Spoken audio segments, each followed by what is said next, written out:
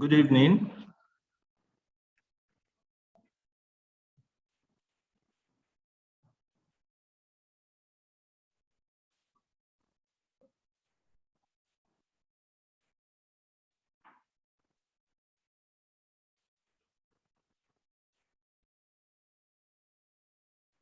Good evening. So for today's class, we are going to be discussing understanding letters of credit, LCs. We are supposed to take this class yesterday. So what I'm going to do is the last two classes we should hold on Saturday. I'm going to be holding them on Saturday. That is export development, export business development and investment analysis combo 1 and 2. I'll hold both on the same day. So we'll be spending 2 hours consecutively on that day. So, but for today, we are going to go into understanding letters of credit and what letters of credit is all about. So tomorrow we'll look into export financing that we are supposed to actually look into today. So what do we understand by export by letters of credit? By letters of credit, I've already tried to mention letters of credit in previous classes, why it's very important and what it stands for. So in international trade, a lot of times you can be hearing people saying LCs, LCs, or what are the meaning of LCs? So LCs stand for letters of credit, letters of credit. So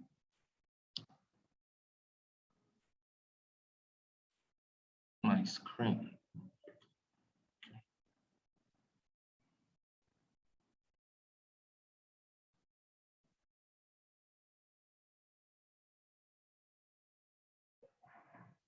Okay, so letters of credit are one of the most secure instruments available to international traders. An LC is a commitment by a bank on behalf of the buyer that payment will be made to the exporter, provided that the terms and conditions stated in the LC have been met as verified through the presentation of all required documents. So one thing about LC is it's an instrument, it's a bankable instrument, more like a negotiable instrument, but it's used in international trade. So if someone is saying, I'm going to pay you $5,000, $10,000, $50,000, the best way the person can assure you or convince you that he is actually going to pay that sum is by issuing you a letter of credit. So the letter of credit also is not something that that come easy for the buyer. The buyer will still have to spend on his own part. So for the buyer to go through the stress of arranging a letter of credit for you, it means that he is actually very serious about it. So most of the time, as an exporter, you might see that maybe buyers will give you some strict measures before they can issue letters of credit for you. Because of the stress they also go through, and because of the fact that when you get a letter of credit, it means that the money is in the bank of the buyer. That's what it means. So supposing you have a letter of credit for $50,000, or $100,000, or for $1 million, what that means is the buyer has that amount in his bank. The buyer has that amount of money in his bank. So that's what it means. So when you have the letter of credit, that's why if you have a letter of credit and you want to use it to finance, to raise money, to actually make your trade happen, it's always easier than when you don't have it. So if you bring, or if you go to an investor or to your bank with just the export contract, with just the contract, your banker might be asking you questions. It might take a lot of processes before you can get that financing done. But when you go there with your letter of credit, it's easier because you have something bankable, you have an instrument that they can use. So now, and don't forget, like I said, that the LC is a proof that the buyer has the funds in his own bank. So that's why letter of credit is important. So when you're an exporter, the LC is something that you should request from time to time from importers, from international buyers. So if the person you are discussing with is telling you that is going to pay so amount, but he wants you to make the shipment, then maybe when he clears the goods and he clears the containers and all that, then he's going to pay you the money. So you have to tell them, okay, you agree, but he should issue you a letter of credit. So you have to request for a letter of credit. It's always good that all your transactions are done with letters of credit. So that's actually something that is very important. So why are LCs important? Why are they important? One is it is bankable. It's a negotiable instrument. It's released to you by your bank. Your bank gives you the go-ahead to actually, execute the export contract when they have an LC.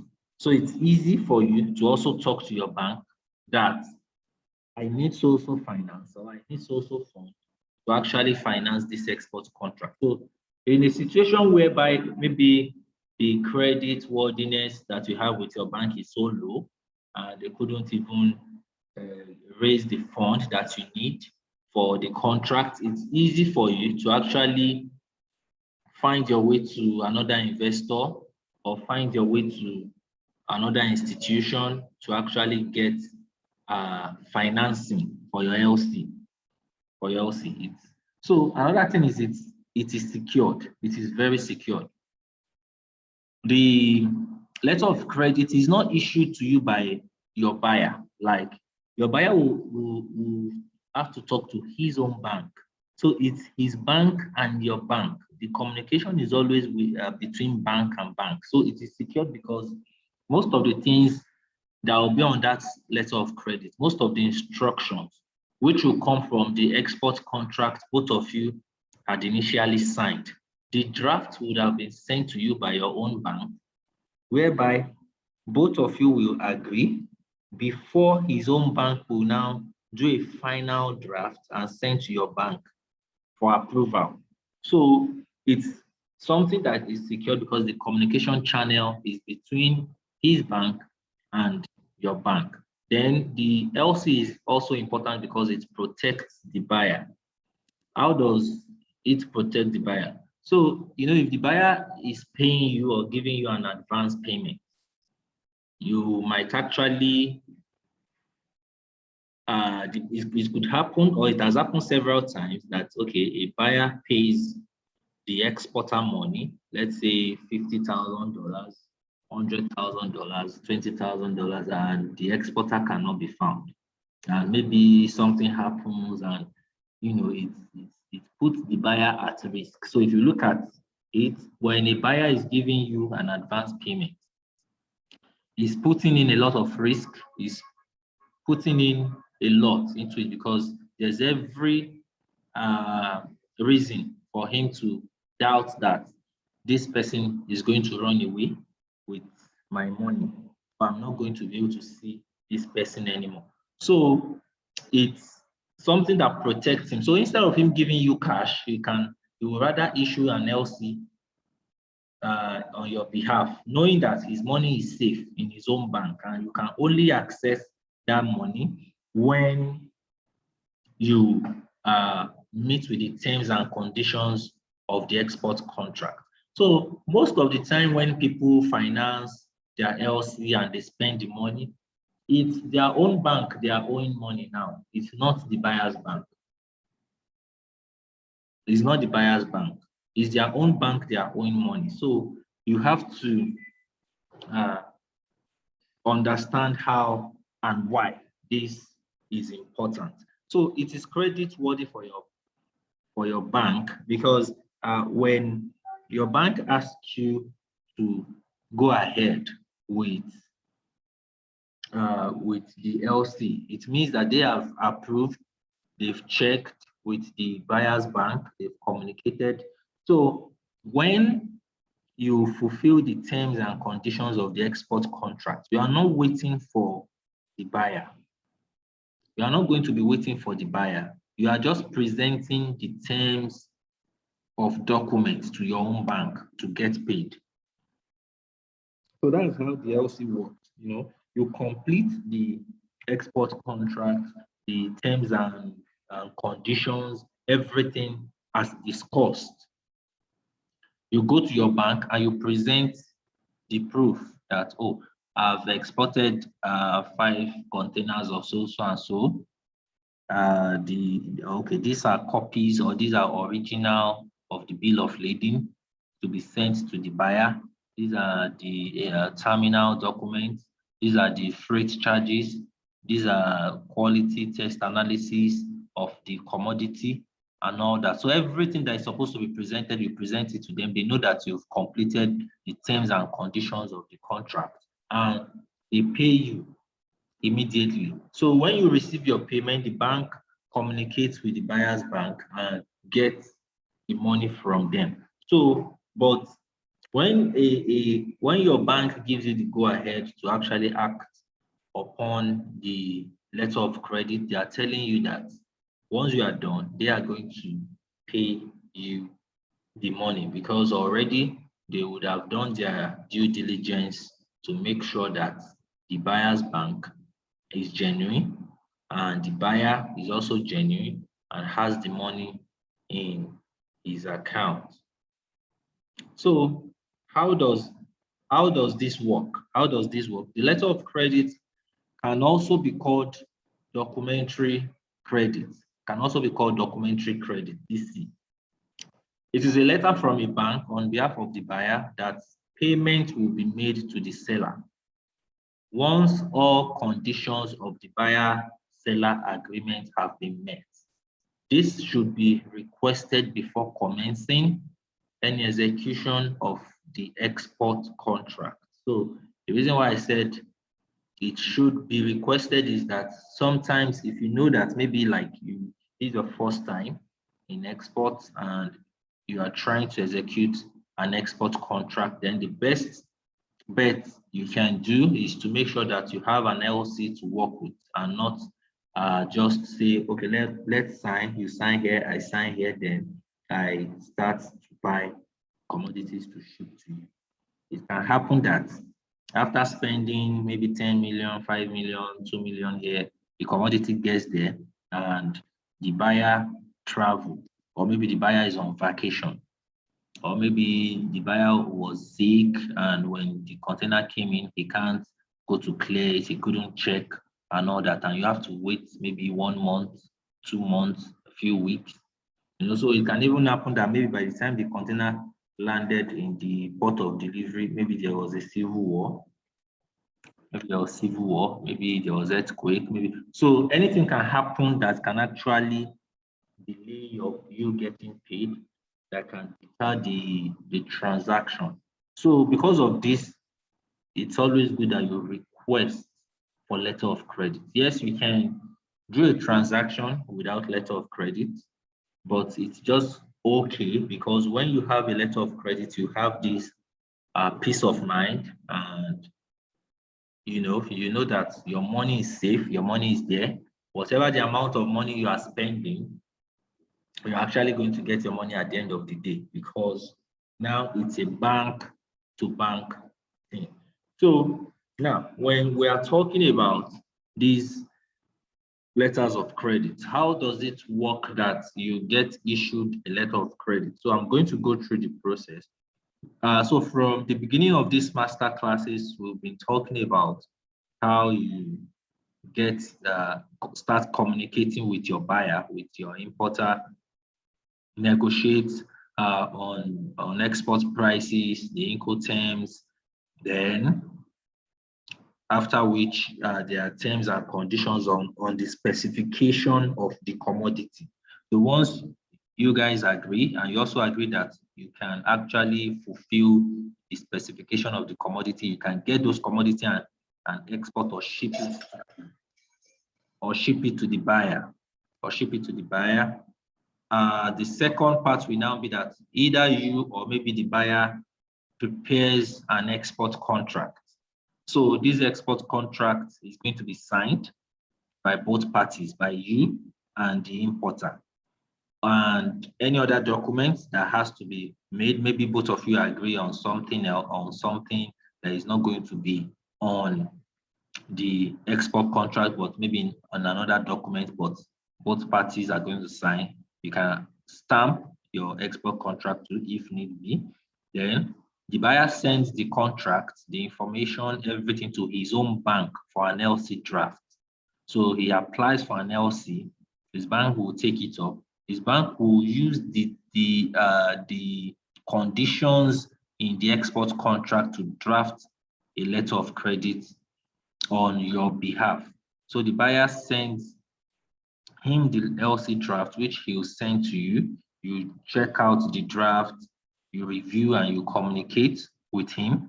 His bank will send it to your own bank, and your bank will also inform you of it. Your bank will send it to you so you can review. Then you communicate with your bank and all that. So all this back and forth will happen so that both of you can be on the same page on the conditions that are stated on the letter of credit. So after the letter of credit has been perfected, his bank will send it, the final draft, to your bank, and your bank will send it to you, will inform you. So your bank will now confirm the draft after you've also confirmed that everything is perfect and fine. So they will confirm the draft, the final draft. Then the buyer's bank will issue an LC in your name or in your company's name. Then your bank will give you the go-ahead with the letter of credit, which means you have a letter of credit in your company's name. So the letter of credit, sometimes it could be something that it will cover the entire export that you want to do for a company. So for like sometimes you can have a company that will want to order for a commodity and they will tell you they need 50,000 tons, and they'll tell you they need 10,000 tons, and they'll tell you they need 100,000 tons. So for some, out of that 100,000 tons, it might be that the letter of credit will only cover maybe 10,000 tons, or it will cover 5,000 tons, or maybe to cover for the whole shipment, like the 100,000 tons.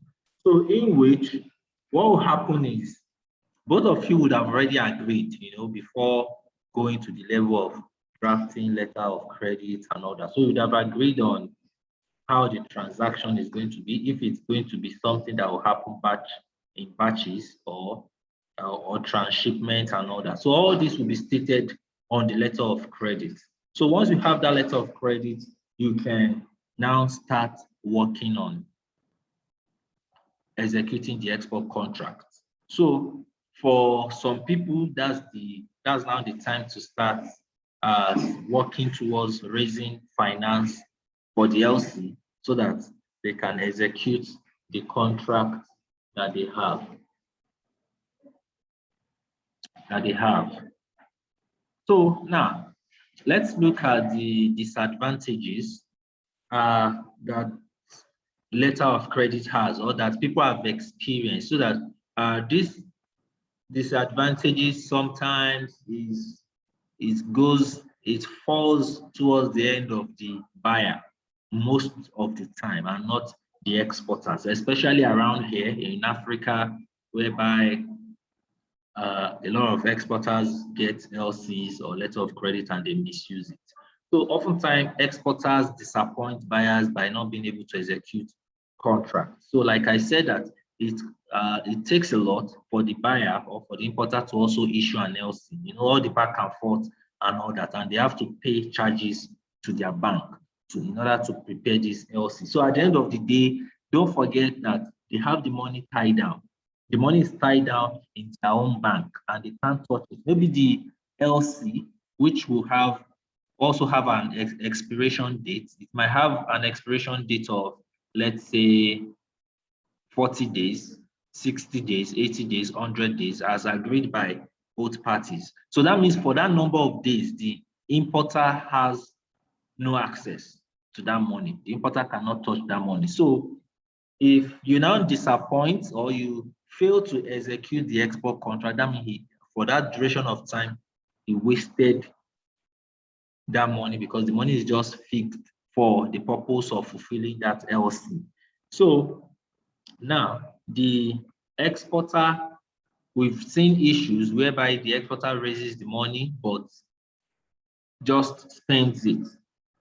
So maybe you have a letter of credit of $100,000, you were able to raise $50,000.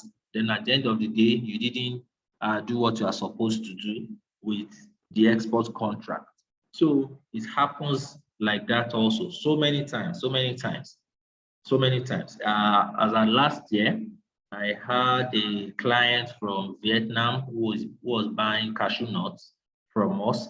That was one of the things he first stated why he couldn't issue us an LC at the beginning, at that time. So this happens a lot. You see importers that will issue LCs and they won't get performance at the end of the day. So the importer might be required to place a performance bond.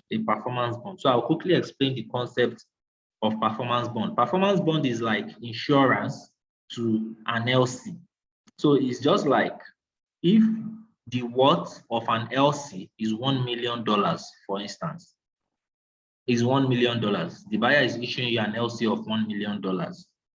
The buyer will now require you to place a performance bond of 2% on that LC, which means that should in case you fail to execute the export contract at the end of the day, the performance bond becomes his own. It's like an insurance that will make you to also, sit up at your own end, or it's what the buyer will look at to say that, oh, you're actually going to be serious, or you are also giving him a guarantee that you work on the export contract.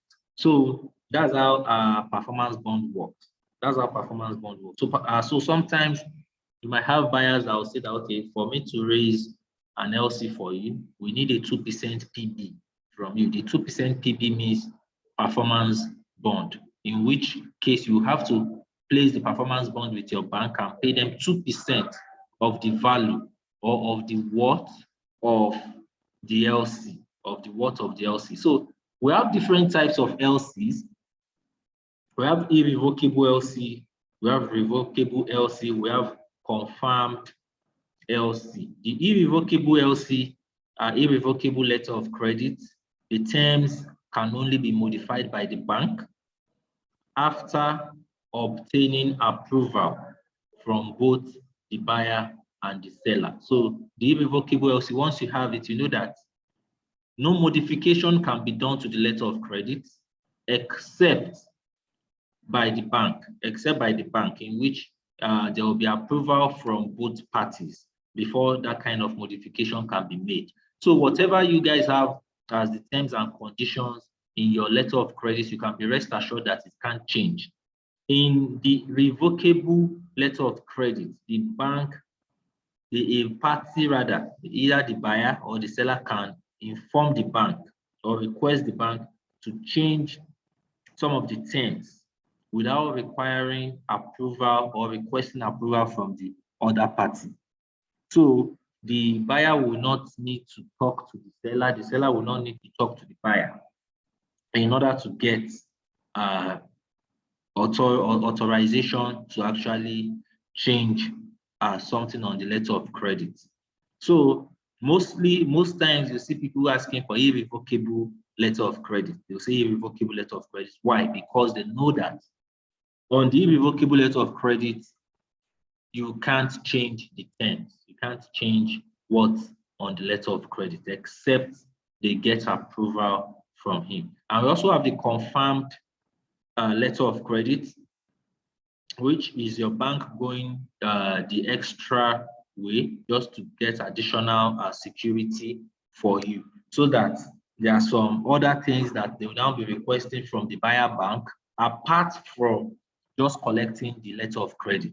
So in this way, they can be more than 100% assured that once you've done everything that is supposed to be done, you get your money. Because one of the main issue or major issues of the exporter around here is getting paid at the end of the day, making sure that you get paid.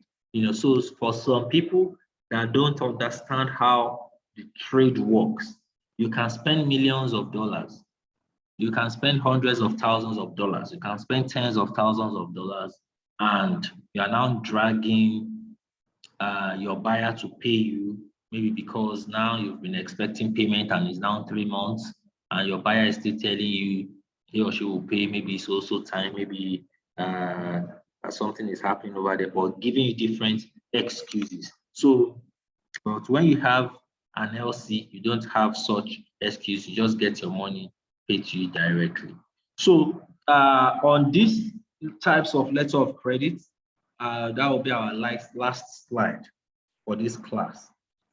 So I'm going to use the remaining time to take any question. If you have any question, please just ask me so that I can answer you before we wrap up.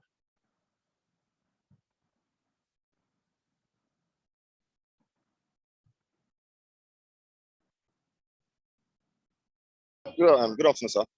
Yes, good afternoon. So on the performance bond, I want you to expatiate on it more. Okay. Is it like there's an agreement that I'm making with them that is it involving money? Like if I don't perform. Yes, exactly. So I'm going to pay this between the two banks. Okay. So the buyer is looking at it that the buyer is looking at that, okay, if I put in $50,000 down, if I hold $50,000 down, he is in China, you are in Nigeria. So he's thinking, what if it's a waste of my time? So what will I gain? Maybe the LC is going to last for 90 days, for instance. Then he will now look at it, okay, if I invest my money somewhere, I'll get interest on it also. So for some company, they can say 1% performance bond. For some company, they can say 2% performance bond. For some, they can say 3%. So let's say the letter of credit that was supposed to be issued to you is $50,000. Then the buyer is now requesting for 2% performance bond from you. Now, it means that 2% performance bond, it means that you have to pay $1,000 as an insurance. That insurance is going to be paid to your own bank. You will place that performance bond with your bank, with your own bank. When you place that performance bond with your own bank, it is your money. It's not the buyer's money. But the clause that comes with a performance bond is that in the advent that you are not able to execute or fulfill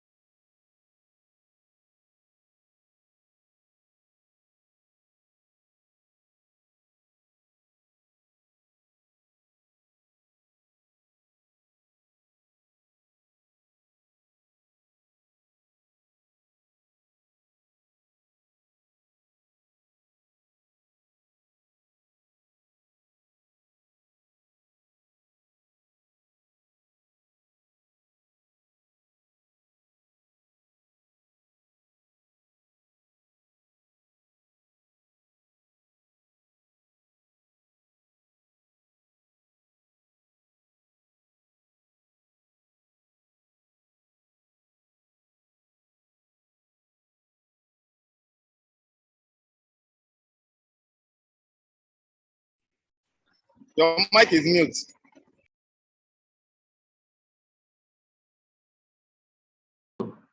Okay, can you hear me now? Okay. Very well. Okay, Very well. fine. So what I'm saying is that the $1,000 can be the 2% that you have to pay for $50,000 LC that is issued to you. So let's say the LC is going to last for 90 days before it expires. Now, on the 91st day, that 2% performance bond you placed with your bank, which is your money, before that the LC expires. So once the LC expires, that $1,000 becomes the buyer's money. So it's no longer your money. So it's more like an insurance. It's more like you are placing an insurance to cover the buyer's letter of credit. So you are telling the buyer. What I miss is that you also need to have some money in your own account as well. Yes.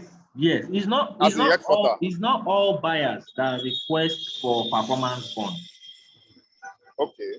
It's not all buyers that will request for performance bond too, but just that some of them that maybe they've done business with around here before and they've been hurt in one way or another, or maybe they've dealt with some exporters and they see that they wasted their time. So those are the ones that usually ask for performance bond.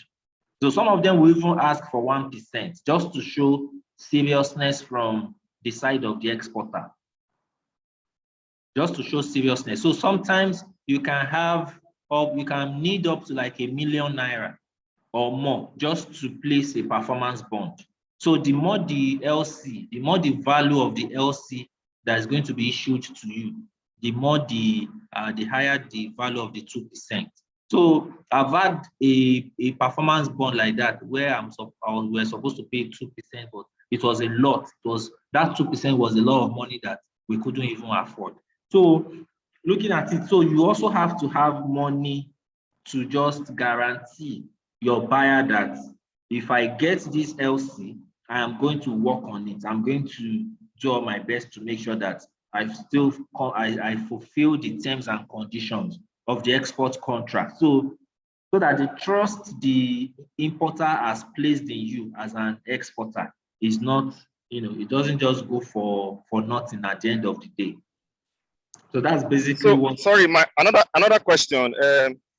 What if there was a delay in the export? Like you said that if the agreement was in the performance bond was 90 days, that okay, you'll be charged so amount after 90 days. What if there was a delay in your export, in the shipping process? Yes, that happens a lot. That happens a lot. So what's going to happen is that if once maybe you have about 10 days left on your LC contract before it expires, and you and the buyer already you are in communication, the buyer knows what's happening. The buyer knows you are working on it, and maybe the container has even gotten, is close to Lagos, or maybe the truck break down, or there are some other factors that are delaying it. So it's now being a case of talking to the buyer.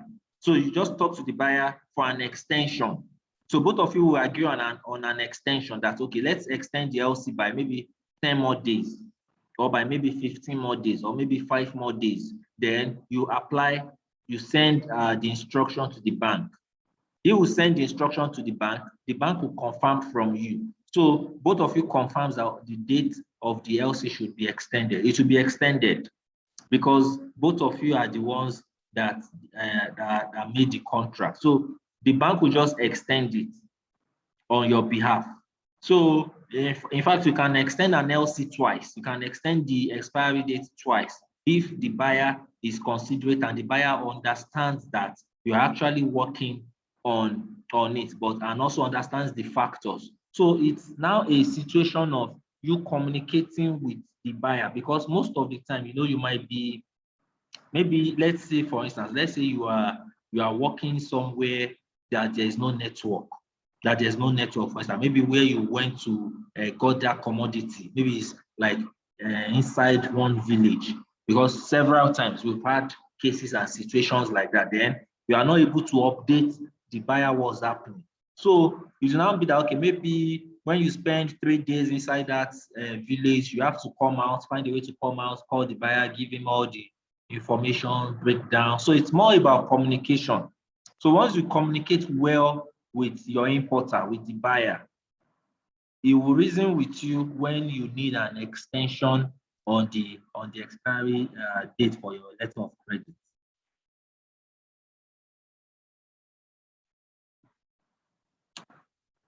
Okay, I hope that answers your question.